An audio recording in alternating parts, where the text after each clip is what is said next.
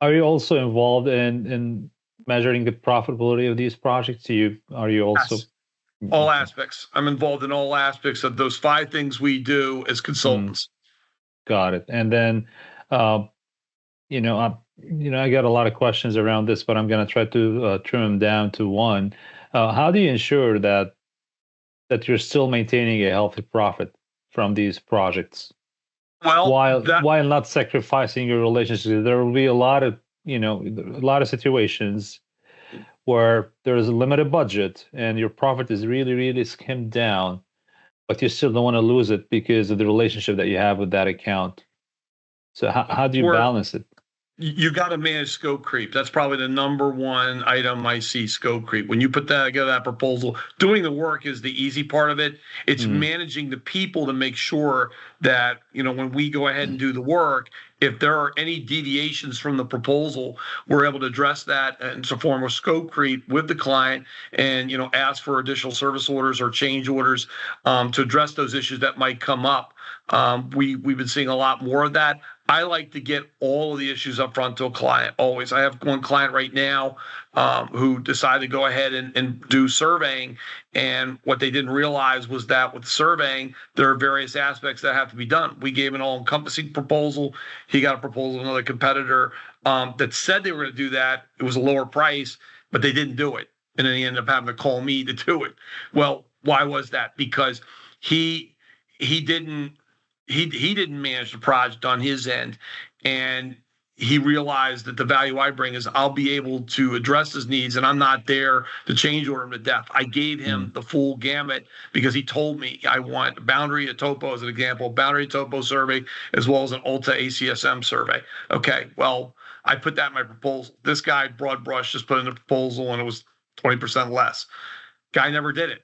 He had to go ask him for it after the fact. That shouldn't be what's happening. When you have a proposal signed, you should be doing every aspect of the proposal. And if you have a schedule, because you have scope, schedule, fee, you should be following the schedule. You should be following the fee. You should be providing it on in time and in the amount of delivery time that you put into your proposal. and do you face a lot of these challenges or situations where you have to compete on the price? We do. It's gotten a lot more cutthroat. With certainly, after COVID, we're seeing because as labor has gone up and expenses have gone up, our clients are finding ways to cut costs. A Mm. lot of times, I do have clients that come back to me and ask me to adjust my price around, let's say, a competitor. That's a testimony of the trust and understanding that they have with me in the relationship. And what are your challenges in particular at Pennoni? Is it because I know I spoke to a lot of engineers and a lot of engineering firms in the past year or couple, I would say, and there is one common problem across all, which is pretty much the human factor, the human resources. There's just not enough engineers out there that could kind of cater and pretty much do the work that we need today. Are you guys pretty much experiencing the same? Are all of my colleagues out there at competing engineering firms and also at public entities that have in-house engineering, we're Mm, all experiencing the same issue. There is a shortage of engineers out there. At one point, probably within the last, I'd say 10 years, a lot of engineers, certainly after the recession, got out of consultancy and decided to go into the financial sector. I mean, that we pretty much so know is a given at this point. And a lot of them also have gone to development companies because of the skill sets that they bring that developers want and demand, from their staff. So in the consulting world, which I'm in, we've seen that it's very difficult to compete with those entities. The money is there, the flexibility is there. The question is whether or not the adventures there, because a lot of what work that we see with those folks, it's pretty cut and dry. When you go to a consulting engineer, you almost have to expect anything and everything because there's been a variety of different projects that we work on currently and I've worked on in the past 30 years, and there's all kinds of issues that come up. So it has been difficult.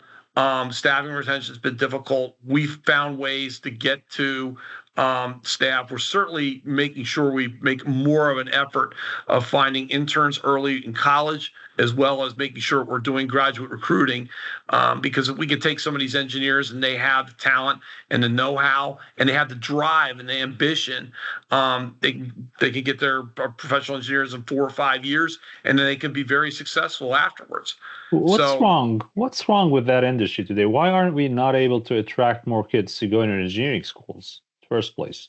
yeah, I think a lot of it has been it's a lot of it starts at the high school level, and I think Mm. that a lot of my colleagues would agree that us as consulting engineers, civil engineers, we need to get more into the schools to talk about what we do and what the pros and cons are, mainly the pros of what we do versus, let's say, computer science and some of the other disciplines that are out there.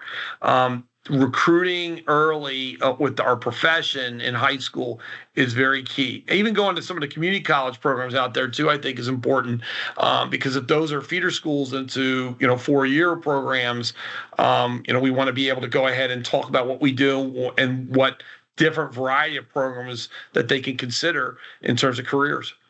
Is it because is falling short, and I'm assuming that we're behind when it comes to the pay grades and pay scale in comparison to other industries.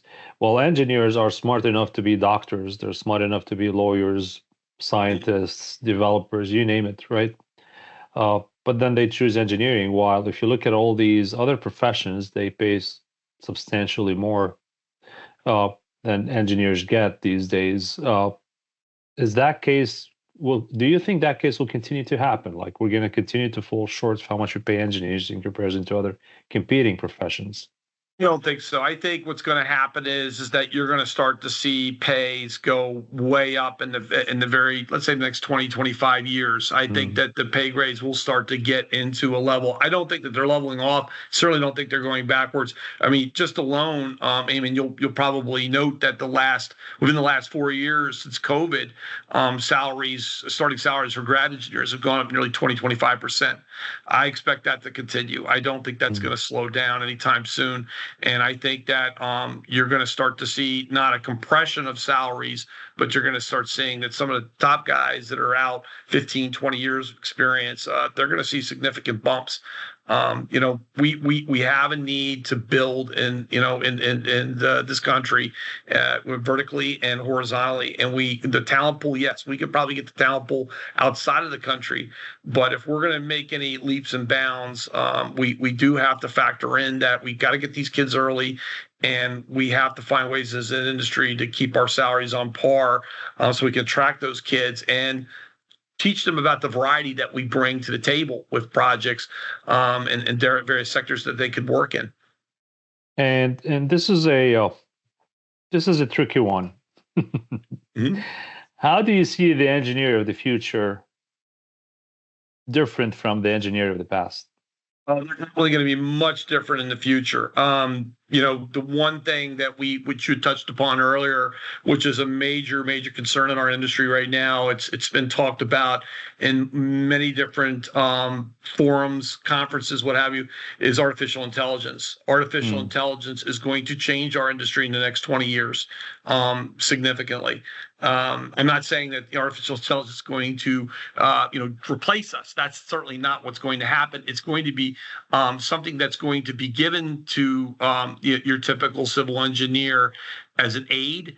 But just as computer aid design changed the industry over the last 30 to 35 years, Ayman, AI is going to do the same thing in the next 20 years. And we're going to see it. We've already started seeing it change in construction, and I think in design you'll start to see even more changes. Certainly in the design forum, as folks figure out, what can be done, with AI to make things more efficient, and also I want to say more acceptant, because there's a lot of folks out there that still don't understand artificial intelligence, and they need to be educated. And I think that's why, us as engineers, we need to get to the high school and college levels to find, ways to get artificial intelligence out there to the students so that they can think about how they're going to use that in the future. There are things that kids think about now and in college that they know that they could probably do much better than a typical engineer today. So artificial intelligence is definitely the number one top thing that you'll see that will change our industry in the next 20 years. So I can imagine that you want the engineer of the future from a character or uh, interpersonal skills repository to be someone who's more sociable, someone who's more tech savvy, probably, who has the ability to zoom out and see the bigger picture versus just focus on a micro problem here and there that he needs to. Correct. Correct. You're going to want somebody to be right. I think the best engineer that we'll have 20 years from now is someone that is going to understand a healthy balance between, having that face-to-face conversation with their clients and with their staff, as opposed to going ahead and using artificial intelligence, which artificial intelligence will be integrated into even these types of meetings in the future. There'll be a healthy balance that they need to find to be successful, and to be able to go ahead and keep that sense of intimacy between the client, project, and the staff and themselves. Going back to running a business, and you've mentioned your 5 steps process, or what you do in 5 steps, and the last of which caught my attention, which is pretty much collection, right? Is that what you mentioned? Do you do you enjoy that piece? Absolutely not.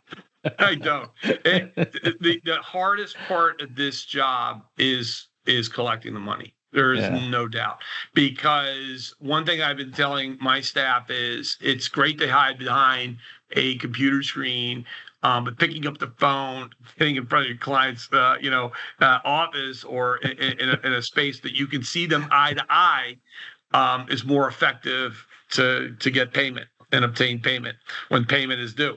So that is the most difficult part of our job. Money has been, as the markets have been constricted. It's much tighter on the lending end.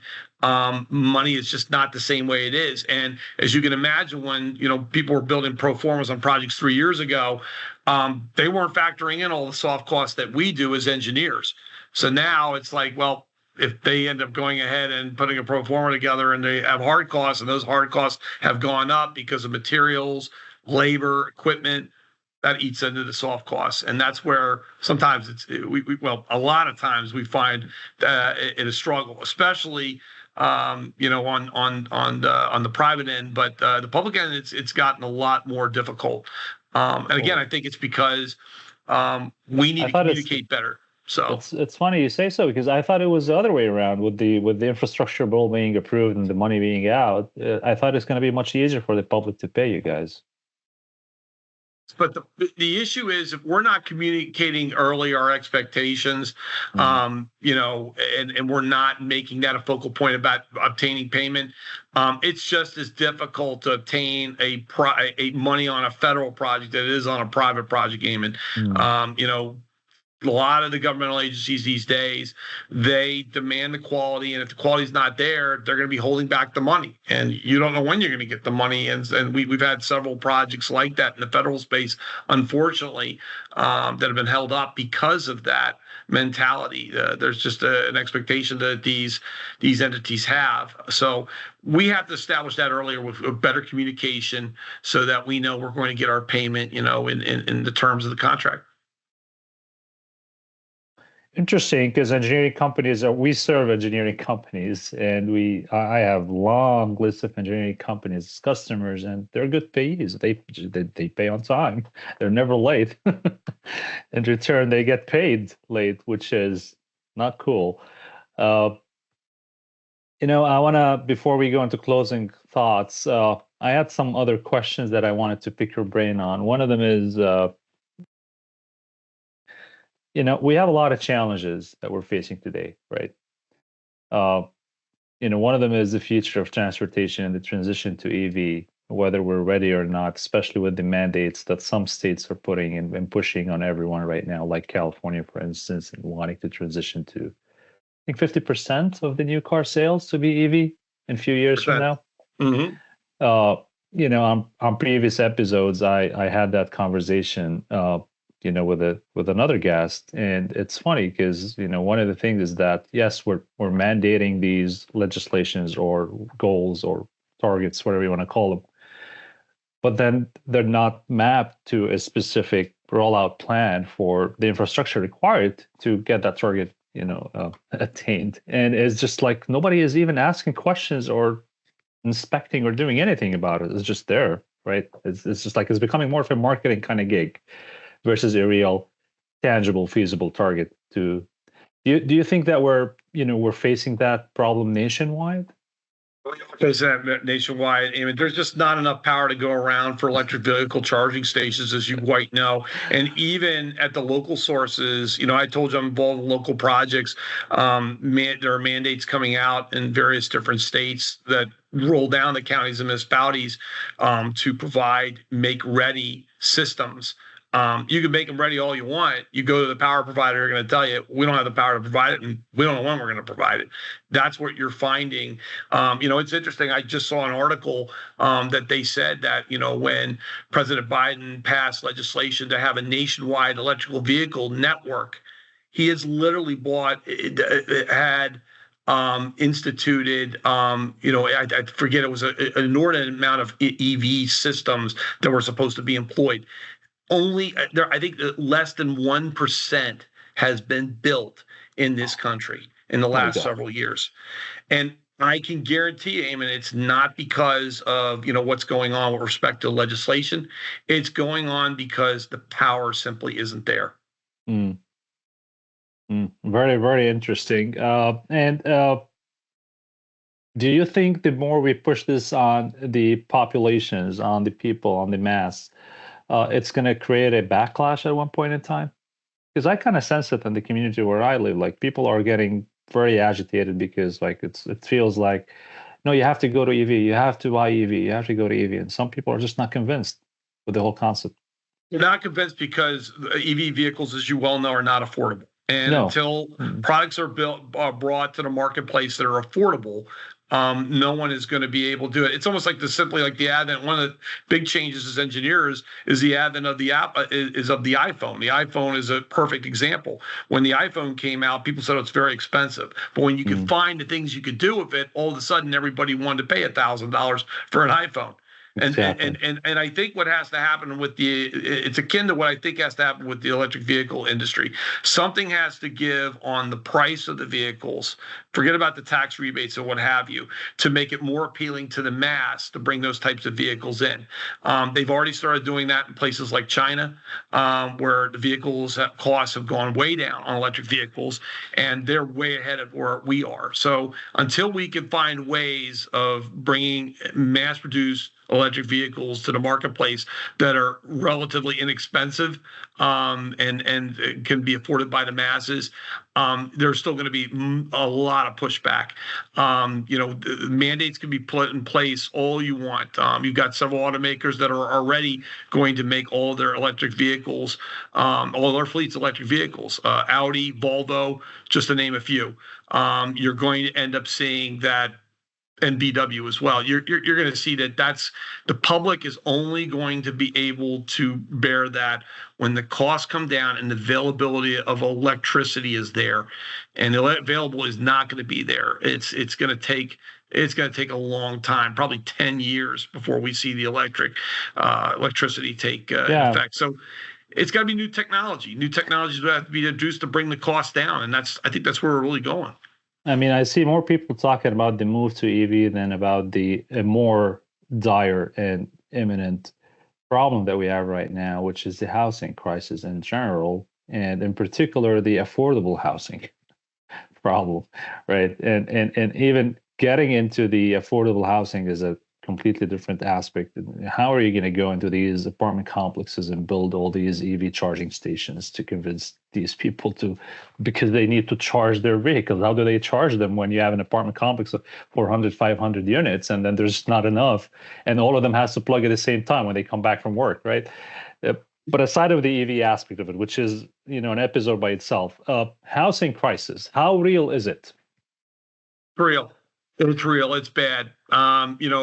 You've seen not just market rate housing go up in many, many locales on the East Coast, but even rentals have gone up. The rental market has gone sky high. Obviously, the more you move away from a population center, the easier it is to buy. The problem is that when you get a family of four that is classified as affordable, the more you get farther away, it's still unattainable because of the cost of materials and the cost of labor to build the housing market.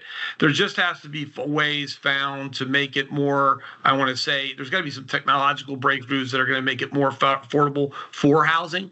But there's a major shortage in many areas. In New York City, for instance, a very good example. As you know, there's such a shortage that now New York City is changing a lot of their zoning laws to take office buildings that are completely empty of folks since COVID and convert them, through zoning measures to residential. They've already got 55 buildings, from what I understand, on slate to do conversions. Most of those are Class A buildings. But are they going to be affordable? Are they going to allow for affordable housing? That's the real question. Will there be a set aside to help those folks out that can't afford that? That's the real question. But we have a major housing shortage in the New York City area right now, and it's a dilemma. And the costs have gone through the roof. They're not as bad as the West Coast, as you well know. But we certainly need to find the units, and we need to find them fast before we have a lot of folks leave the New York City area. It's funny because I don't see the government's doing anywhere close to even the bare minimum to solve that problem. Converting these buildings into residential costs a fortune. By the time you're done, the rental fees are going to be much higher than it's a problem by itself. The other thing that we're also seeing here and experiencing is the senior citizens living or aging communities that we're having, and obviously these complexes or compounds or communities requires specific they need to be enabled. They require specific support. They require specific guidelines, conditions for them to be safe for these senior citizens or senior communities. And we just don't have enough of these. And guess what? People are expected to live longer in the next 10, 15, 20. These new generations that we have are expected to live twice as long as you and me are. Like you and me have the chance of 20% to hit the 100. Our kids have the chance of 40%. 40% chance to hit the 100, as per a USC professor that I interviewed a week ago. What are your thoughts on this? Do you think that's something we're going to see more enablement of communities to host these aging population segments? Yeah, I definitely think so. As you well know, the statistics are pointing that, at one point, the population over 65 is going to be unsustainable. And when it isn't, engineers, architects, our industry is going to have to find ways to make or create facilities that'll be accessible for senior citizens. There really is a push in a lot of different areas to find more senior living, age-restricted living, assisted living folks for people. The problem is, where do you get the money to do that? And how can you make the money to do that? And that's been a problem, obviously, over the last couple of years, especially with interest rates jumping up. I think once the market somewhat stabilizes and you start to see a return to normal of rates, hopefully around 6%. Historically, it's been 8% over the last 40 years, and that's where we're at now. We're actually under it. But I think when you see rates go down just a little more, I think you're going to see more of a willingness from folks to build those facilities. And I think that in the future, it's going to become more and more of an issue in terms of a housing crisis for that particular age sector. Age-restricted, senior living, assisted living, you're probably going to see age-restricted more than senior living to begin with, because folks that are retiring want to have those options that are afforded of age-restricted living. But assisted living and senior living, absolutely, so they kind of go hand in hand, where you get the full gamut of services. I think that's just a matter of time. Someone's going to figure it out and figure out what's the best formula to make that work with folks' insurance and with their pensions. That'll eventually happen. I just think it's a matter of time, because this population is not getting any smaller, and it's not projected to be so. That's great. Todd, I very much am enjoying our conversation here. It's very insightful, and I love it. Your closing thoughts, what would you say to these kids out there who are considering to go into engineering schools? What's your advice to them? My advice to them is to, understand what they're getting into. If they're going to be consulting engineers, understand there's certain canons that, we follow. I mean, obviously in a company and, with someone like myself, I'm looking at making sure that, folks are kept busy or utilized, and that we're maintaining a sense of high profitability.